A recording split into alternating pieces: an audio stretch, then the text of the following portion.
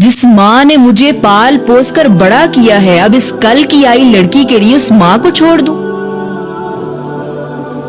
मेरे भाई, माँ को छोड़ने के लिए कौन कह रहा है? बात तो बीवी को अलग रखने की है। और मुझे ये बताएं, जो मर्द इस बात को इतना बड़ा इशू बनाते हैं, क्या आप सारा सारा दिन 24 घंटे वालिदैन के साथ चिपके रहते हैं?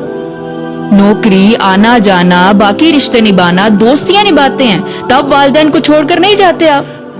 हर चीज के लिए आपने टाइम रखा हुआ है, लेकिन जब बीवी अलग रहने की बात करे तो फौरन कह देते हैं कि अब तुम्हारे लिए अपनी माँ को छोड़ दूं।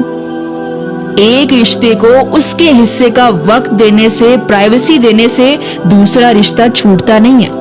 मैनेज करना सीखे। जिस तरह आपकी मदर अपने घर की मलका है, वैसे ही अपनी बीवी को उसके घर की मलका बनाए। क्योंकि इस्लाम में मियाँ बीवी के हुकूक व फराइज हैं, वालिदैन के हुकूक व फराइज हैं, सास ससुर के हुकूक व फराइज का तो कहीं जिक्र ही नहीं है।